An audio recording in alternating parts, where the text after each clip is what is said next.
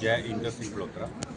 मेरे को काफ़ी साल हो गए इसी गौ माता के लाइन में लगे हुए, 28-30 साल इसी लाइन में हो गए। पहले मैं गोधाम से जुड़ा, स्टार्टिंग गोधाम से हुई थी। गोधाम में जब जुड़ने के बाद जब मेरे को लगा कि ये मसला हल नहीं है, गोधाम से जुड़ना, गौशाला खोल देना, इसका मसला इससे हल नहीं होगा। क्योंकि जितने हमने देखा कि 80 गौं थी स्टार्टिंग में, तो करते करते लोगों ने छोड़नी और ज़्यादा शुरू कर दी। जैसे वृद्ध आश्रम है, जैसे वृद्ध आश्रम खुलने से नुकसान है, फ़ायदा नहीं है, वैसे ही गौशाला जो खुलने से नुकसान है, फ़ायदा नहीं। क्यों? लोग और छोड़ देते हैं वहाँ से, उनको पता है ये खुल गया, ये अब यहाँ पर छोड़े जाओ दवा तक। तो वो देखा हमने, ये स्थिति खराब हो गई। तो वैसे करते करते हमें कोई 16-17 साल बाद श्री गोपाल मणि महाराज जो गंगोत्री से हैं, उन्होंने गौ माता राष्ट्र माता अभियान चलाया ये स्टार्टिंग में। तो उनसे जुड़ा मैं, ये कुल्लू के डिस्ट्रिक्ट में आए थे वो अपनी यात्रा, पूरी भारत की यात्रा करते हुए, तब उनसे मैं ये इस अभियान में जुड़ गया। तो ऐसे करते करते इसका मसला मेन जो बात पर आते हैं, जब तक गाय पशु है तब तक कोई माइका लाल उसको बचा नहीं सकता। क्योंकि गौ जो पशु मारने के लाइसेंस किसने दिए? सरकार ने दिए।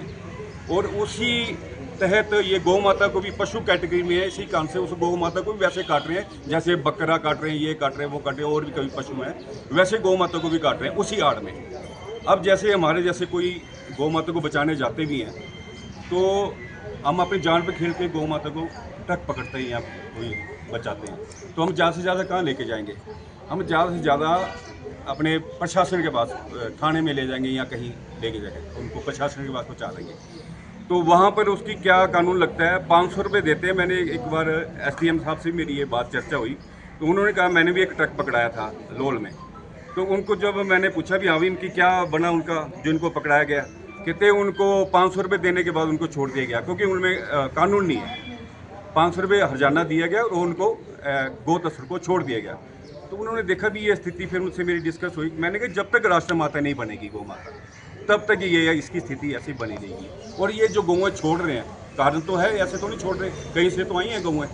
तो ये कहाँ से आई हैं? गाँव से आई हैं गौएँ। तो क्यों आई हैं सड़कों पर, क्यों पहुँच गई? सरकार की नीतियाँ खराब। नीति क्या खराब है? जब तक गाय का मूल्य नहीं मिले, गोबर का मूल्य नहीं मिलेगा, तब तक गाय की ये स्थिति बनी रहेगी। जब तक गाय का गोबर का जिस दिन मूल्य मिलेगा 20 रुपये किलो, कम से कम 30-40 भी होगा आने वाले समय में, कम से कम 2 रुपये किलो थोड़ा मूल्य होता है। सरकार ने एक ऐसी नीति चलाई थी, 2 रुपये किलो तो कोई हाथ नहीं लगाएगा गोबर को, वो तो ऐसे ही बेवकूफ़ बनाने वाली बात है। कम से कम 20 रुपये किलो गोबर का मूल्य मिले और गोबर गैस बने, गोबर गैस से सिलेंडर अपने भरे जाएँ, और गोबर गैस से गाड़ियाँ भी चलती हैं। जर्मनी चला रहा गाड़ियाँ, जापान चला रहा गाड़ियाँ गोबर गैस से, तो हमारा भारत क्यों नहीं चला रहा? जबकि भारत की सनातन धर्म की जड़ ही गौ माता है। तो आप एक पेड़ है, उसकी जड़ को आप काटे जाएंगे तो उस पेड़ कब तक टिकेगा? हमारा धर्म कब तक टिकेगा? तो इसलिए ये बेनती है, गौ माता जिस दिन राष्ट्र माता बनेगी, ये जो हमारे साथी लोग आए हैं, ये गौ माता राष्ट्र माता अभियान में जुड़े, हम सब एक साथी हैं। तो हम इसी लाइन में चलना चाहते हैं ताकि जल्दी से जल्दी ये मसला लो, गौ माता राष्ट्र माता पर।